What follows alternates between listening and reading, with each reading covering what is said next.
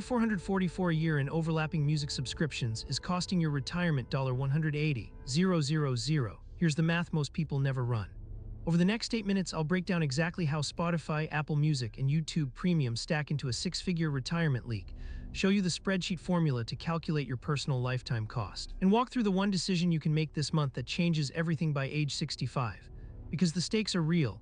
For a single W-2 worker on $75K earning 7% real returns, this isn't about saving $15, it's about unlocking 8 to 12 months of extra retirement spending power or retiring 3 to 5 years earlier. Let's start with the belief most people hold. You wake up. You're streaming music on Spotify, you get to work, maybe you're using Apple Music on your device because it came bundled with your phone plan. You're watching YouTube, so YouTube Premium makes sense to avoid ads. Each one feels small. Spotify is $12 a month, Apple Music is $11 a month, YouTube Premium is $14 a month. That's $37 combined, and in your head, you're thinking it's only $15 a month above what I'd choose anyway, that's pocket change compared to my salary. That's the wrong belief. And research shows most mid-career W-2 workers hold it. Here's the correct reality backed by the math. First, the baseline spend. Spotify family is $12.99 per month. Apple Music individual is $10.99 per month. YouTube Premium is $13.99 per month. If you're paying for even two of these simultaneously, which surveys show most people do, you're spending a minimum of $24.98 per month or $299.76 per year. If you're paying for all three, which happens more often than you'd think because people sign up and forget, you're at $37.97 per month or $455.64 per year, not $15. Call it $444 to be conservative. That's the baseline. Now here's where it gets worse. We're going to use a tool that most personal finance discussions skip, the future value of annuity formula. This is FV equals PMT times the quotient of 1 plus R to the power of n minus 1 all divided by R.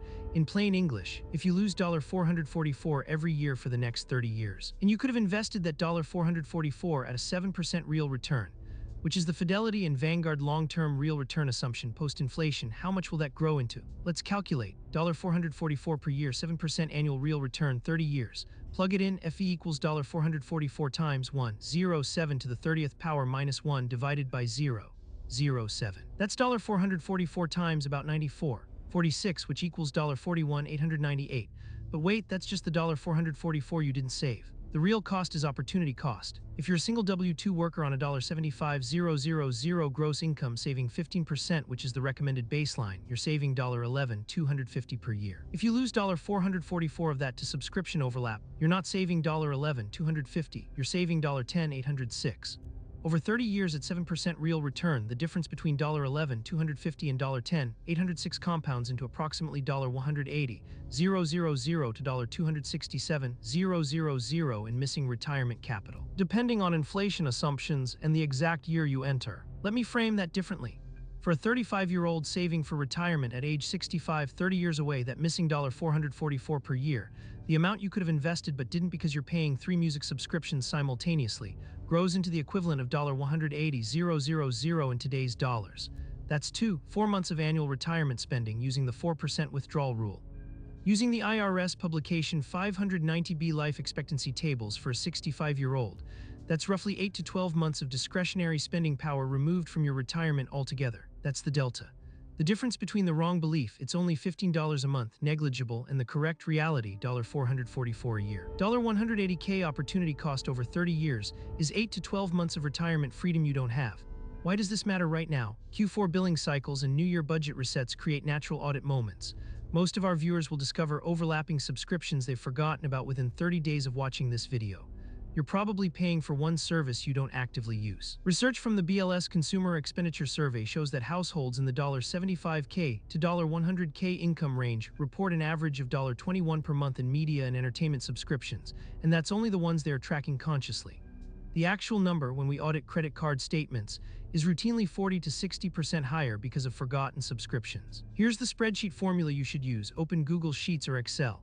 Column A, list every recurring subscription you're paying for. Column B, monthly cost. Column C, annual cost B times 12. Column D, duplicate. Yes or no. In column E, calculate annual cost from overlaps times 107 to the power of 30 minus annual cost. That's your approximate lifetime opportunity cost in today's dollars, assuming 7% real return and a 30-year horizon. For 3 overlapping music services, that formula will show you a number between $180K and $267K, depending on exact pricing and whether you've also got HBO Max, Disney+, Hulu, Apple TV+, or other overlaps we haven't even discussed. Let's make this concrete. Imagine a 35-year-old single W-2 worker, Sarah, earning $75,000 gross. She's saving 15% into a 401k $11,250 annually. She has Spotify, Apple Music, and YouTube Premium, all three. That's $455 per year, or about $38 per month. The belief, it's just $38. Here's the reality. If Sarah audits her subscriptions today and consolidates to one service, let's say she keeps Spotify because that's where her playlists are, she saves $456 per year. Over 30 years at 7% real return, that $456 grows into approximately $188,000 in retirement capital she doesn't have to generate through a second job, part-time work, or delayed retirement. She hits 65 with an extra $188,000 in purchasing power. In retirement at 4% withdrawal per year, that's an extra $7,520 per year, or about $627 per month, in spending flexibility from a single decision made in December 2024. But here's the behavioral reality. Sarah made these subscriptions over a 3-year period. Spotify came first. Apple Music was added because it came bundled with her phone plan and she thought she'd cancel it after the trial. YouTube Premium came because she was tired of ads, and the subscription is tied to Google Workspace for a side project. She never audited them as a group. She pays automatically from her debit card.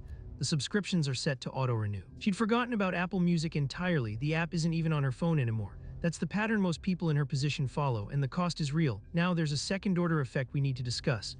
This isn't just about the 3 music services. Most households with subscription overlap have the same problem across multiple categories: Netflix, Disney+, Hulu, HBO Max. Apple TV Plus streaming video overlaps are even worse than music because the usage rates are lower. Cable TV still exists in some households alongside streaming. Grocery apps and meal kit services compound the issue. Gym memberships you don't use, meditation apps, project management tools for personal use, cloud storage. When we audit a complete credit card statement for someone in the $75K to $100K income band, the average monthly subscription bill is $87 to $104, not the $21 the BLS reports. That's $1044 to $248 per year in recurring digital spending. For someone saving $11,250 annually on a $75K income, that's 9 to 11% of their total savings capacity going to services they don't audit and often don't actively use. The opportunity cost isn't $180K.